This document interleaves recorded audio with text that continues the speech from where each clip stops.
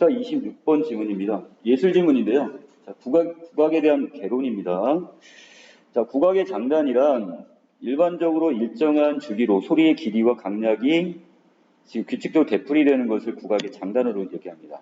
자, 여기는 기본적인 단위가 바로 박인데요. 자, 박은 음의 길이를 재는 단위로 기준이 되는 박은 보통 박이라고 하고 보통 박을 더 작게 쪼개가지고 이걸 소박이라고 합니다.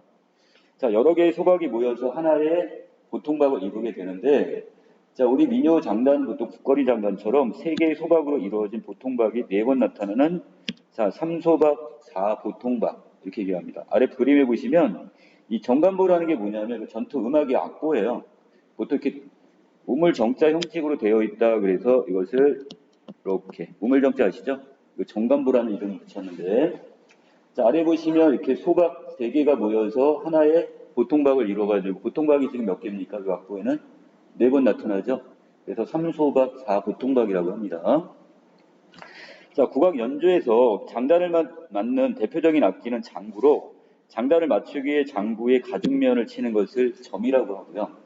자, 그림 2는 국거리 장단의 기본 장구 장단을 나타낸 것으로, 자, 장구 장단을 정간부의 기록, 악보에 기록을 할 때는, 자, 일단은 점에 해당하는 부호를 사용하며, 자, 각기에서 울려 나오는 특징적 소리를 입으로 흉내낸 구음, 아랫부분에 기덕 부분이 있죠? 이게 바로 구음에 해당이 됩니다. 자, 이것을 아래로 이렇게 부호에 첨가하기도 한다는 거. 자, 여기 있는 그림 2를 이해하시려면, 장구장단을 칠 때는 한 손으로는 채를 잡아 채편을 치고, 또 다른 쪽 손으로는 북편을 치게 되는데요. 장구의 채편과 북편을 동시에 치는 것을 우리는 뭐라고 하고? 덩. 자, 여기 보시면 바로 덩이 해당이 되겠네요. 자, 정간부에 표시할 때는 이렇게 동그라미 가운데 이렇게 그어줍니다. 자, 그리고, 자, 이는 합창단이라고도 하며, 주로 음악을 시작할 때 사용하게 되고요. 자, 채편을 한번 치는 것을 덕이라고 하고, 그 다음에 이때는 이렇게 길게 짝대기를 그어서 표현을 하고요. 자, 그 다음에 채편을 칠 때 짧은 꾸밈음을 붙여치는 것을 기덕이라고 합니다. 이때는, 자, 이렇게 I 형태로 지금 써놨네요. 자, 그리고 기덕은 채편을 겹쳐친다고 하여 겹치라고도 하고, 채의 탄력을 이용하여 채를 굴리며, 자, 채편을 칠 때 더러러라고 하고, 자, 이렇게 짧게 표시를 합니다.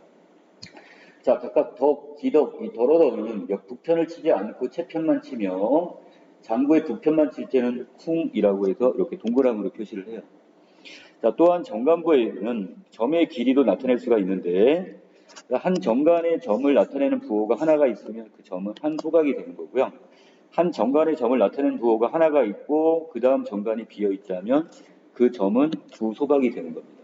자, 아랫부분에 위에 올라가시면, 자, 덩 다음에 여기가 비어 있죠?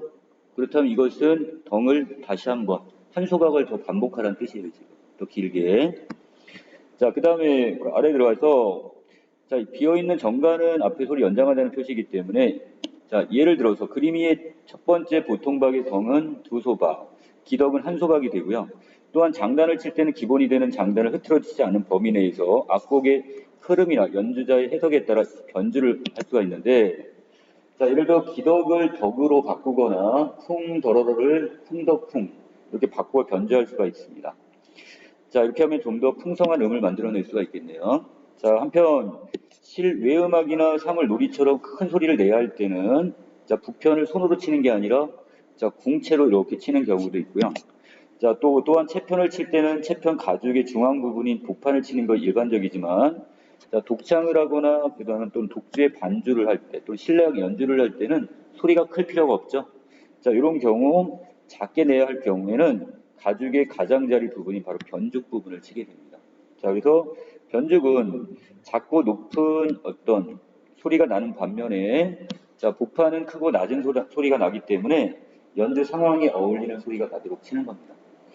자, 그 다음에 장단은 단지 음악의 진행을 시간적으로 안배하는 역할만 하는 게 아니라 연주자나 창자의 호흡을 조절해주고 음악의 분위기를 이끌어줘요. 따라서 국악을 깊이 있게 감상하려면 장단을 이해하는 것이 중요하며 이를 통해 우리 음악에 담긴 흥을 더욱 잘 느낄 수가 있게 된답니다. 자, 24번 문제 바로 갈게요. 이 글에서 지금 답을 찾을 수 없는 질문을 찾으라고 했는데요.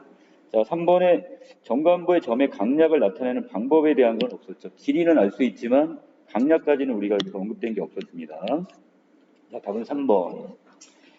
자, 그 다음에 25번에 기억에 대한 이해로 적절한 걸 찾으라고 했으니까, 자, 이건 바로 거기 나왔던 것 같은데, 자, 기억해 보시면, 자, 장구의 장단을 치는, 자, 요걸 통해서 결국 어떻게 할 수 있어요?